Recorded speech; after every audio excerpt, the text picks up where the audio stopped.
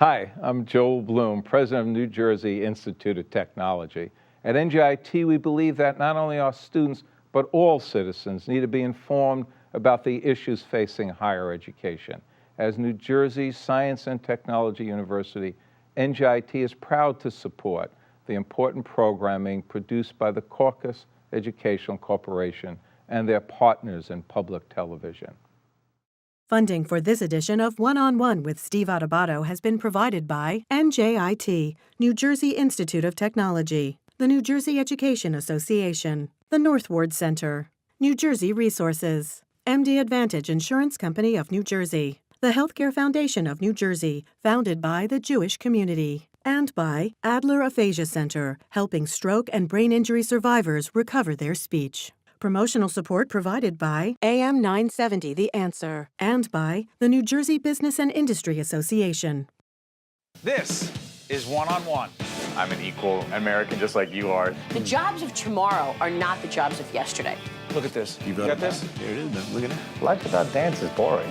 I don't care how good you are or how good you think you are, there is always something to learn. Do you enjoy talking politics? No. People call me because they feel nobody's paying attention. Our culture, I don't think, has ever been tested the way it's being tested right now. Such a good question. High five.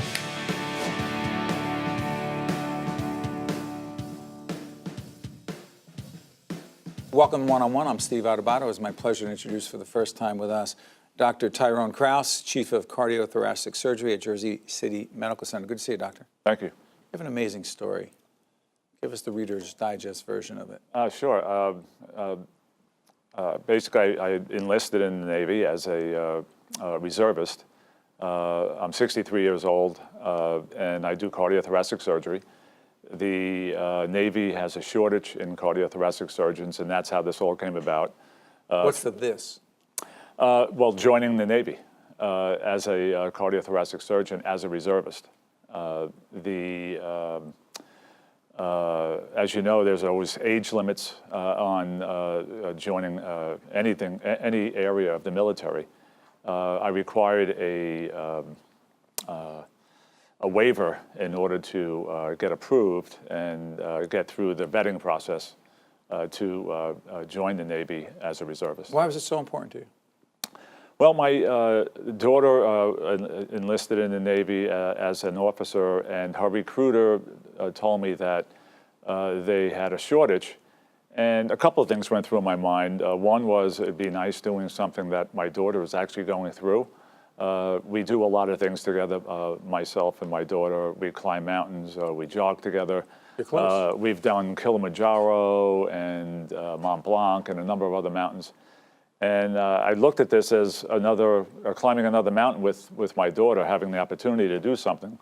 But really also when they said that there was a shortage in cardiothoracic surgeons, this is what I do best. I've been doing it for a long time. I felt like I was still in my prime, so if I can help the military and our country, let me do it. You know, the fascinating, excuse me, there's so many parts of this that are fascinating. Your daughter commissioned you? Yes. How does that work? Yeah, and this was another exciting thing. She's on the USS Ramage as a officer in charge of the engineering department. And her captain went to her. We're looking at photos of this right now. Go ahead. And her captain went to her and said, it'd be great to get some good publicity.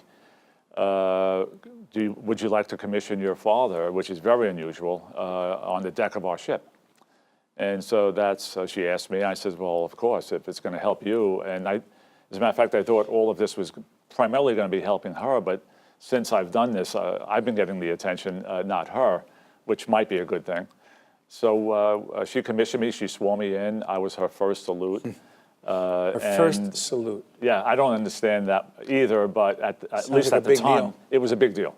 And so on the deck of a ship with all her fellow workers and her captain and other officers were there, and it was a little bit of a ceremony. Yeah. Let me ask you a question. Yes. For those who believe, who talk about retiring on a regular basis and quote unquote look forward to it and more power to you, some of us love what we do. You apparently love it even more. You said you were in your prime, 63. makes it the prime? Well, age-wise... Not in the NBA, I know that. Age-wise, probably not. But surgically, in the operating room, my hands are still good. I still operate on a lot of complex cases that many others don't take on. So I think from a technical point of view, I still think I can do maybe even better than when I was 20 years ago. Where does your passion come from for the work you do? Probably my father. He instilled a work ethic, and I think that's where the discipline comes from. The passion comes from probably operating on patients. You get a call back every once in a while saying, thank you for saving my life. I think that plays a role. But on the military end, what do you do, and why is there so much passion connected to that? Yeah, well, the military end, I always, unfortunately, I never joined the military, and I always wanted to. When I was in high school, I wasn't going to college right away, and I was 18 in 1973, and the draft just ended for the Vietnam War, and I was going to go because I wasn't going to college. But then after that, starting school, and I just never had the opportunity, but I always thought about it. And I should have done it, but when this opportunity came along, but you're actually, sorry for interrupting, Doctor, but you're training others in the Navy. Yes. Well, describe that. Yes. At the drills, and that's what right now, when you're in the reserves, you do what is called a drill, which is 2 days a month. And in my unit, it's called the Medical Corps, and a lot of people, junior officers, that are learning how to do basic things. Suturing, stopping bleeding, placing tourniquets, things like that. Because if we get deployed, they'll be in our unit. They need to be ready. And they need to be ready. People talk about the physician shortage around the country. Yes. What about the shortage in the military? There's a big shortage. At my NOSC, which is the place where I go once a month, I'm the only physician there. So there are a lot of physician shortages, not just in cardiothoracic surgery, but in other areas. You love what you do. Yes, yes. Biggest message, people watching you for the last few minutes, it's a message you want them to take away.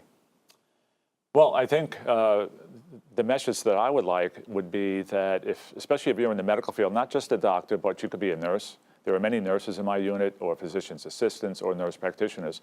Anything in the medical field.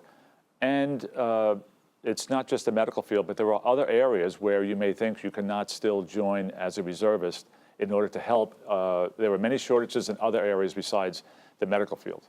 And I would hope that someone watching this, not so much, maybe I'm just a little older, and maybe I'm, the retirement thing, but just to maybe consider giving back a little bit to the country.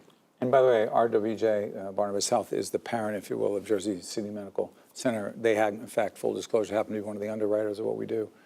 Big impact in Jersey City, what you're doing, isn't it? Yes, yes. Well, it was a very new program when I first got started there 6 years ago. We more than doubled the volume, and we keep on going up.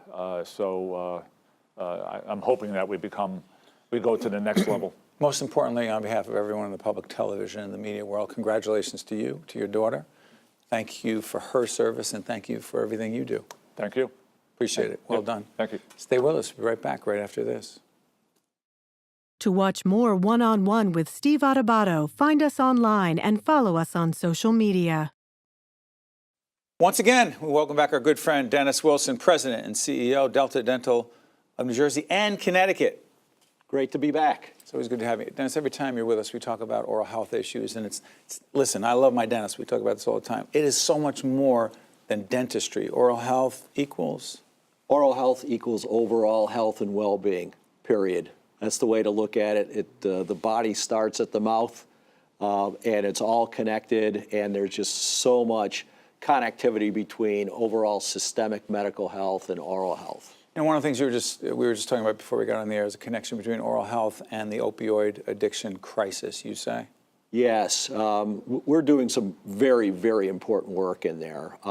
If you hear all the stories about opioid addiction, misprescribing, overprescribing, et cetera, it's always pointed at the medical side, the physicians, hospitals, et cetera. But a few people realize that dentists prescribe opioids as well. So if you're going for a complex procedure, root canal, extraction, wisdom teeth, things of the like, chances are you're going to have some kind of pain medication or pain management program after you leave, and chances are you will walk out with a prescription for an opioid. So two very important things that we're doing. One is when one of these complex procedures is about to be done, we generally get a notice from the dentist for a pre-treatment estimate. Is the person covered? How much are they covered for? What is the benefit, et cetera? You vet that. We have that. So You vet it too. We vet it, absolutely. And there's a flag that goes up for us and say, okay, this is an opportunity for us to reach out to the member, to the patient, send them something electronically, email. If they give us other addresses, we'll send it snail mail as well. But it'll say, do you know that your dentist could prescribe you an opioid? These are what you should be looking for. These are the questions you should ask, and you should ask for any alternative medications like Tylenol, Advil, et cetera. One of the other things you and I have talked about, Dennis, is the importance for patients to be advocates for themselves. Yes, indeed. And the more information they have, particularly from conversations like this, they need to bring these issues to the oral health professionals, the dentists and dental hygienists and others dealing with them, right? It's their own health, it's their own well-being, and it's their children's well-being as well, because opioids are also prescribed for children in many instances. So it's very important that they be informed and ask the tough questions. You know, the other piece of this, of dentistry/oral health connected to veterans. We're actually in your offices a while back, and we're having an in-depth conversation about this. And there's an event coming up, Smile for Our Heroes event. Yes. Now, it's going to be coming up, and this will be seen after as well. But what is that event, and how is it tied? We're looking at some video as well. How is this tied to your organization's commitment, the industry's commitment to veterans and their oral health? So it's our way of saying thank you and honoring our vets. Last year was the inauguration of Smiles for Our Heroes, and it was done at Zufall Health Center in Dover. We had over 200 vets that came out, 200 vets, all branches of the service, 200. What are they dealing with, Dennis? They're dealing with all sorts of problems, have not seen a dentist in their life or in several years, a whole stream of oral health issues and dentistry issues, many times, again, seeing a professional for the first time. So they're coming to us, and there's a real need. We've had over 140 volunteers to staff this, dentists from across the state, healthcare professionals, other staff. It's so interesting. Someone say, oh, so someone who served our country, thank you for our service, you might have a few cavities. That's not what we're talking about. We're going well beyond that. We're going well beyond that. Again, you know, you talked at the top of the conversation about the connection between oral health, systemic medical health. In some of these veterans, we're finding issues. They may be pre-diabetic. They may have indications of oral cancer, and then we're pointing them in a direction they need to go on the medical side. And early detection or detection at that point is critical. Could save to their lives. Treatment. Could save lives. Stay on this for a little bit. I know we don't talk policy and politics and public policy very much with you, but there's a lot of talk nationally, and I don't care what's now. We do care about what's going on in Washington, but what I really mean to say is, in some ways, the politics is one thing, but the public policy associated with the Affordable Care Act, yes, the quote individual mandate, and its connection to oral health. That's the part that I care deeply about. We do, but most importantly, I think our audience does. Yes, and we care deeply about it as well. You know, I think Governor Murphy did a good thing in that he stepped up and preserved the pieces of the ACA, Obamacare, if you will, that really work. That a state can do. That a state can do. You know, the individual mandate is one of those. Maintaining a marketplace and exchange is another. Maintaining some of the subsidies that go on and get paid ultimately to the user, to the member, to the patient is another great thing. And ultimately, we've seen that medical costs for medical insurance have gone down a few ticks. And that really helps us, and it enables people to afford to buy the companion dental products. So what do you mean? We are on the exchange. So now people have an awareness. They have an ability. By the way, the exchange, Jen Eichland, the exchange, can we put it up as we speak right now? Go to the exchange. Is that still healthcare.gov? It is. Put up healthcare.gov. I know we can put that in very quickly. That is the exchange. It hasn't changed in the last several years. Go ahead. It really hasn't changed. It's still what has covered many New Jerseyans that have not had coverage before, both on the medical side and on the dental side. So they can go right now. They can go right now. Someone says, well, it's not that period. Well, that period's coming back again, right? It is It's coming back. It's a cyclical thing. It's a cyclical thing, right? And we're in it right now. Okay. Before I let you go, diabetes and dentistry. So the last time I was on the show, we spoke about a pilot program that we're quite excited about. And in a couple of urban areas, we got a couple of willing dentists that really taught us a lot in terms of the patient-dentist relationship as it relates to diabetes. So we enabled them to perform diabetes tests. Just do the test, send it away to a lab, get the results, have that transmitted to their physician. We've now initiated a statewide program for the testing of diabetes performed by a dentist. And as a matter of fact, we've embedded that benefit into all of our programs. So it's a standard benefit, everyone can get it. And the best thing is, because it's a standard benefit, it is at no additional cost. Making a big difference. Making a huge difference. Dennis Wilson is the President and Chief Executive Officer of Delta Dental of New Jersey and Connecticut. Thank you for shedding important light on these critical issues, and also, again, for your support of public broadcasting. Thank you, Steve. We'll be right back right after this. Thank you, Dennis. Great. To see more one-on-one with Steve Adubato programs, visit us online at steveadubato.org. If you would like to express an opinion, email us at info@caucusnj.org. Find us on Facebook at facebook.com/Steve Adubato PhD, and follow us on Twitter at Steve Adubato. Sina Kahen, who is in fact the co-founder and chief consultant at a place called VACE. Indeed. Which stands for? Voice and AI. Trying to put the AI in voice. Look at you just say AI without even saying artificial intelligence. Break it down, by the way. We see that voice currently it's very robotic. It doesn't have much emotion, doesn't have much personability. So we're trying to add the artificial intelligence to give it a little bit more empathy than we're currently seeing on the market. Sina, do us a favor. Break down the term artificial intelligence in layperson's language. Artificial intelligence is essentially a computerized brain. So if you think of a human brain, all the certain neurons, the way that they work, the way that they get you to either think logically or think emotionally, trying to mimic that through a computer, so that we're able to have the same interactions that we're having in person, but with a computer. There's many, many facets of it, machine learning, et cetera, but it's essentially trying to take the best bits of the brain and mimic that within a computer setting. How'd you get into this?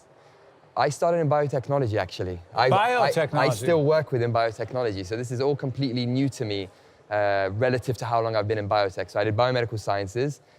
Looking at the product development process in biotech, we started to think what would be useful in an operating room to make the surgeon and the patient life a little bit easier. So we started looking at voice. The sterile setting of an operating room is ideal for voice technology. Is it? Because you can't touch.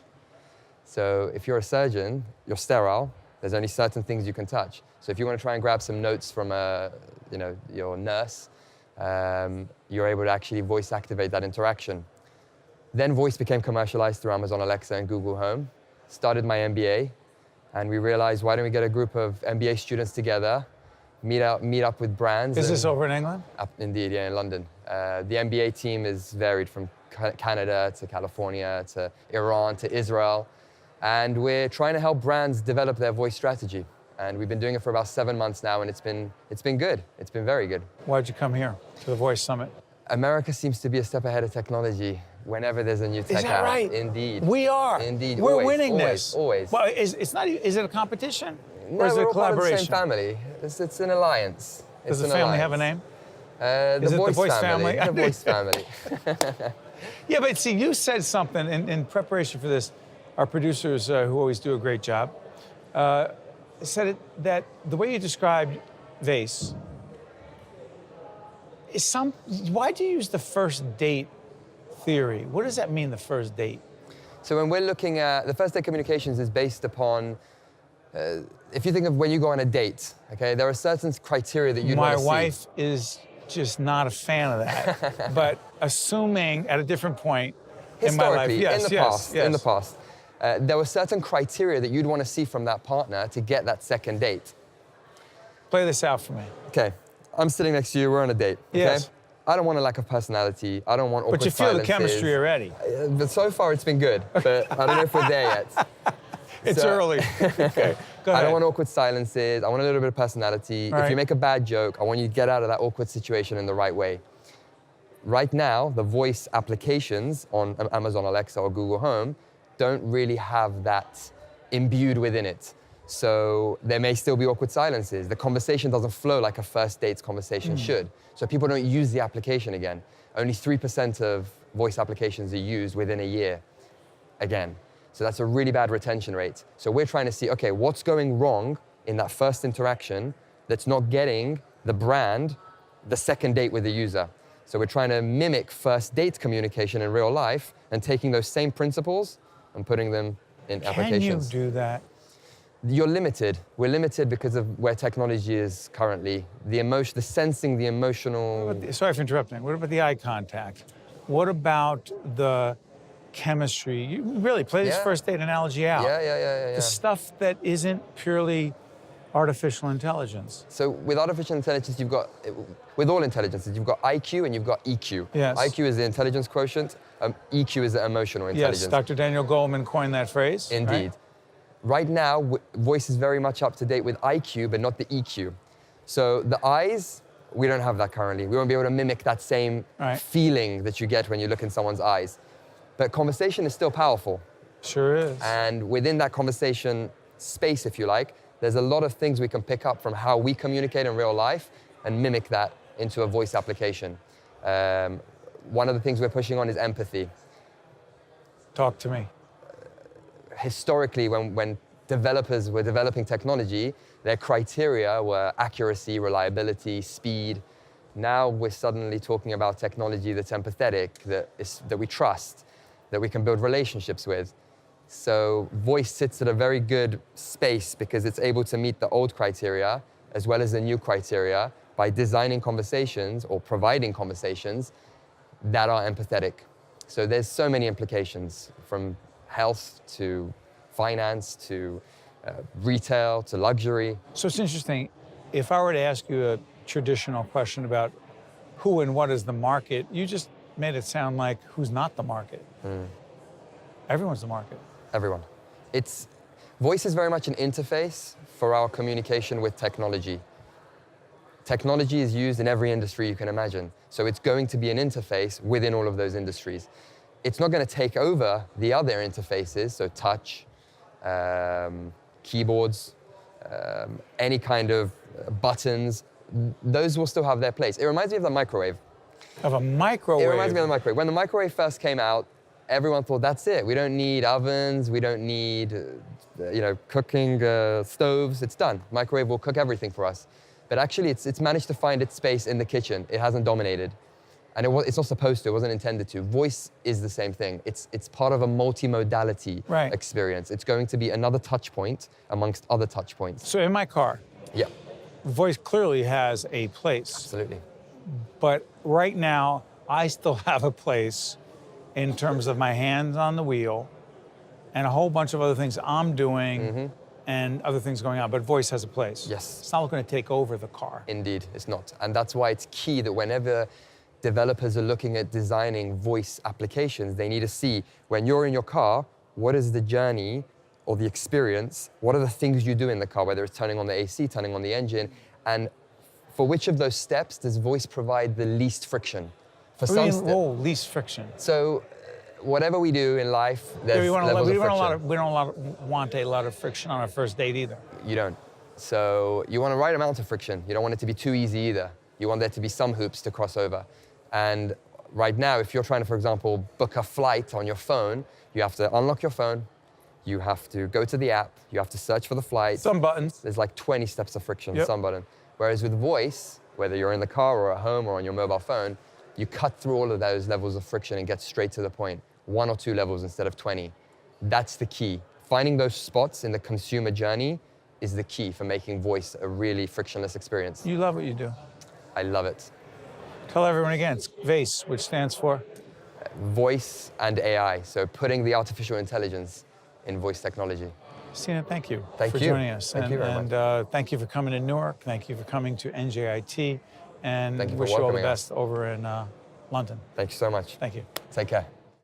One-on-One with Steve Adubato has been a production of the Caucus Educational Corporation, celebrating over 25 years of broadcast excellence. Funding for this edition of One-on-One with Steve Adubato has been provided by NJIT, the New Jersey Education Association, the Northward Center, New Jersey Resources, MD Advantage Insurance Company of New Jersey, the Healthcare Foundation of New Jersey, and by Adler Aphasia Center. Transportation provided by Airbrook Limousine, serving the metropolitan New York, New Jersey area. I think at NJIT there are a lot of smart students. I came to NJIT for mechanical engineering because with in-state, it's one of probably the top 3 schools for engineering. It sort of creates a friendly competition where you can learn from them. It's a great academic school. I feel I'm being challenged, but at the same time, I love the classes I'm taking. The atmosphere of being here is like being at an upstart company. It's that same kind of drive, that same kind of passion.